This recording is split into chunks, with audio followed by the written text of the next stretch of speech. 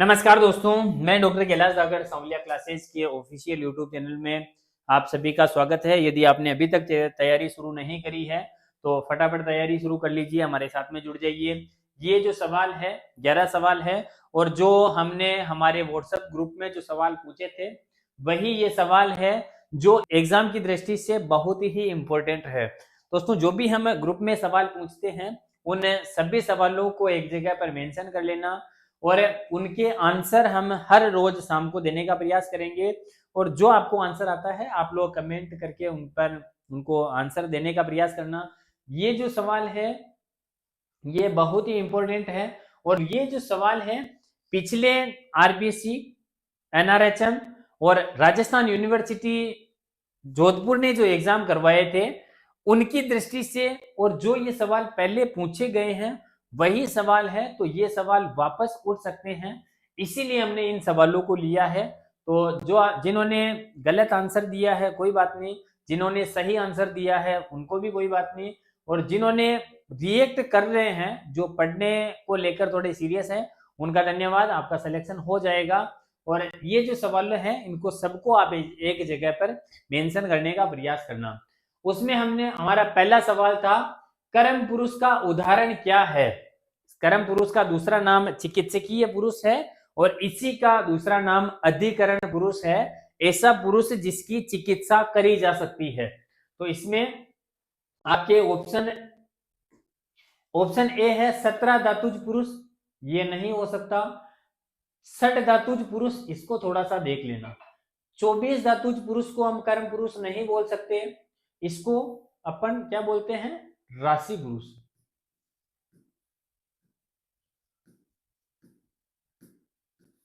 अब ये 24 धातु और 24 तत्व कौन कौन से हैं वो आप लोग कमेंट करना, 24 तत्वों के नाम। इसका सही आंसर होगा आपका बी। ठीक है, कर्म पुरुष को षड धातुज पुरुष बोलते हैं, इसी को चिकित्सकीय पुरुष बोलते हैं और इसी का दूसरा नाम अधिकरण पुरुष है। कर्म पुरुष की जगह पर आपको चिकित्सकीय पुरुष भी पूछ सकता है और अधिकरण पुरुष भी पूछ सकता है। सवाल नंबर 2 है शुक्र जो स्पर्म है उसमें कौन से महाभूत की प्रधानता होती है, यानी स्पर्म में कौन सा महाभूत प्रधान होता है। सभी जो तत्व हैं उसमें पांचों महाभूत होते हैं, लेकिन इसके अंदर आकाश महाभूत की अनुपस्थिति होती है, आकाश महाभूत नहीं होता है। सवाल ये पूछ रहा है कि कौन सा महाभूत प्रधान होता है, तो ऑप्शन ए आकाश हो ही नहीं सकता। ऑप्शन बी जल सही आंसर होगा, अग्नि होगी लेकिन प्रधान नहीं होगा। पृथ्वी होगी, पृथ्वी और ये दोनों प्रधान होते हैं लेकिन सबसे ज्यादा जल महाभूत पाया जाता है। ऑप्शन बी इसका सही आंसर होगा। नेक्स्ट सवाल है प्राकृतिक चिकित्सा दिवस कब मनाया जाता है। ये जो आरपीएससी के चिकित्सा अधिकारी का जो पेपर हुआ था उसमें भी ये सवाल था कि प्राकृतिक चिकित्सा दिवस कब मनाया जाता है। इसको कई सारे बच्चे गलत आंसर करके आए थे।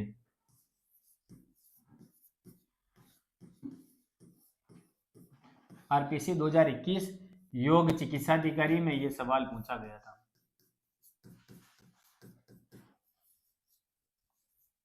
तो जो सवाल आपके आ सकते हैं और जो सवाल अब तक पूछे गए हैं उन्हीं सवालों को हमने टारगेट किया है और वही सवाल हम लेने का, वही सवाल हम उठाएंगे।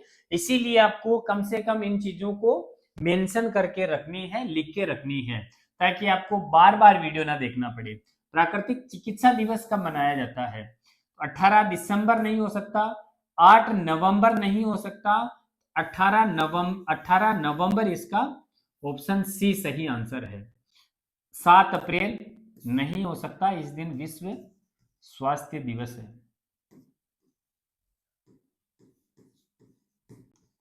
ये दोनों सवाल पिछली आरपीएससी में दोनों पूछे थे, विश्व स्वास्थ्य दिवस कब मनाया जाता है और प्राकृतिक चिकित्सक दिवस कब मनाया जाता है। ये दोनों सवाल आरपीएससी में आए थे और हर एक सवाल आपके लिए इंपॉर्टेंट है क्योंकि एक सवाल के 3 अंक इसमें निर्धारित है। 3 अंक का मतलब आपकी रैंक, एक सवाल आपकी रैंक डिसाइड कर सकता है। इसीलिए आपको सभी चीजें थोड़ी सी बारीकी से देखनी है और थोड़ा सीरियस रह के आपको तैयारी करनी है। यदि आपने अभी तक हमारे चैनल को सब्सक्राइब नहीं किया है तो चैनल को सब्सक्राइब कर लीजिए। व्हाट्सएप ग्रुप से नहीं जुड़े हैं तो आपके सामने लिंक आ रही होगी, उसको टैप करके आप हमारी व्हाट्सएप ग्रुप से जुड़ सकते हैं। किसी भर्ती से रिलेटेड किसी प्रकार की जानकारी के लिए आप कमेंट कर सकते हैं और डिस्प्ले पे जो नंबर चल रहे हैं उन पे बात कर सकते हैं। दोस्तों, नोट्स, पीडीएफ, ऑनलाइन क्लासें अवेलेबल है, आप हमसे जुड़ जाइए। और यदि थोड़ी सी सीरियस रह के आप अपनी तैयारी करना चाहते हो तो ही आप हमसे संपर्क करना, टाइम पास करने बिल्कुल मत आना, क्योंकि इतना समय नहीं है। इंपॉर्टेंट है, उन्हीं चीजों को हम कवर करने का प्रयास करेंगे।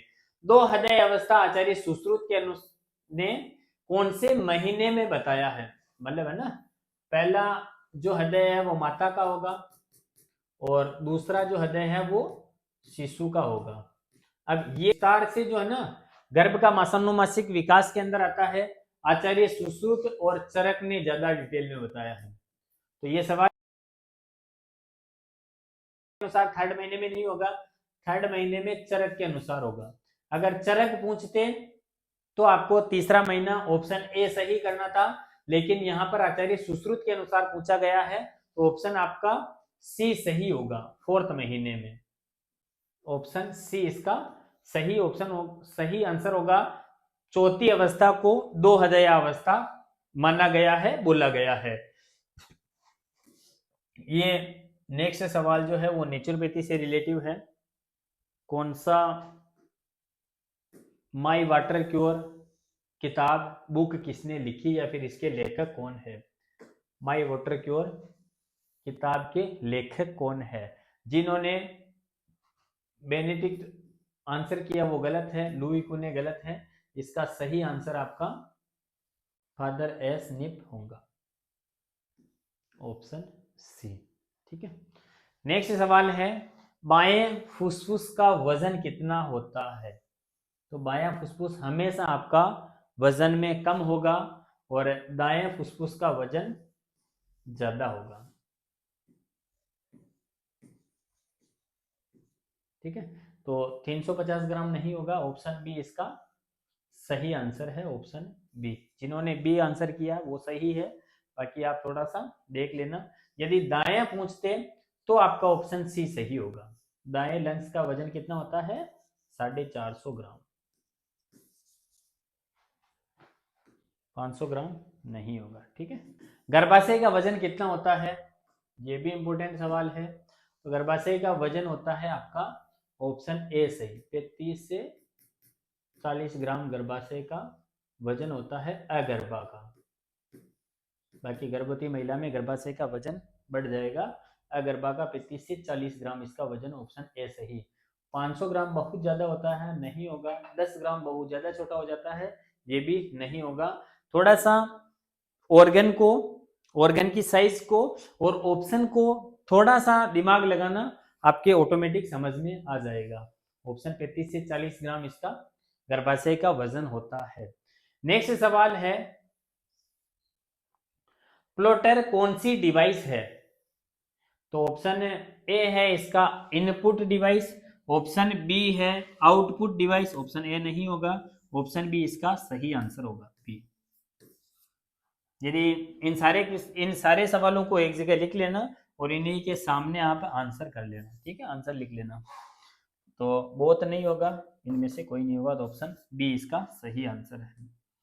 नेक्स्ट सवाल है, भारत में निर्मित प्रथम कंप्यूटर का नाम क्या है?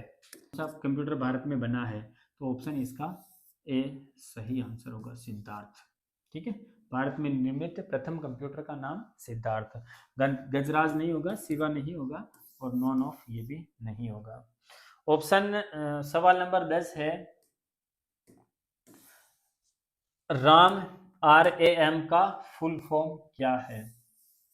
तो ऑप्शन ए नहीं होगा, रियल एक्सेस मेमोरी नहीं होगा, रैंडम एरियाज मेमोरी नहीं, रैंडम एक्सेस मेमोरी है ना, रैंडम एक्सेस मेमोरी, ये नहीं होगा। ऑप्शन सी इसका सही आंसर है।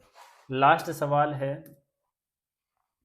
एक नई फाइल टेम्पलेट आधारित बनाने के लिए कौन सी शॉर्टकट कुंजी का उपयोग किया जाता है। ठीक है, कंप्यूटर के भी वही सवाल होंगे जो एग्जाम की दृष्टि से इंपॉर्टेंट है, जो सवाल पहले एनआरएचएम, एनएचएम, आयुर्वेद और एनआईए ने जो एग्जाम करवाए थे उन्होंने जो पूछे हैं वही सवाल कंप्यूटर के हिसाब से भी, और वही सवाल आपके आयुर्वेद, मॉडर्न, नेचुरोपैथी से रिलेटिव जो पहले एग्जाम में पूछे गए वही सवाल हमने उठाए हैं, और हम 19 सवालों को 19 चीजों को टारगेट करेंगे। 11 सवाल है, नई फाइल टेम्पलेट पर आधारित फाइल बनाने के लिए किस शॉर्टकट कुंजी का उपयोग किया जाता है। तो ऑप्शन ए गलत होगा, ऑप्शन बी गलत होगा, ऑप्शन सी एक्स ये भी नहीं होगा, तो ऑप्शन डी आपका सही होगा।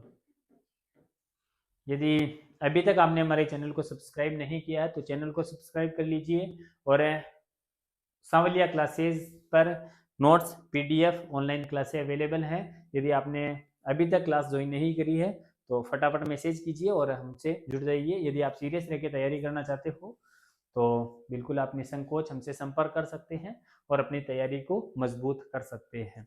आज के वीडियो में बस इतना ही, मिलते हैं नेक्स्ट वीडियो में, तब तक के लिए जय हिंद, जय श्री राम, स्वस्थ रहे, मस्त रहे और तैयारी करते रहे।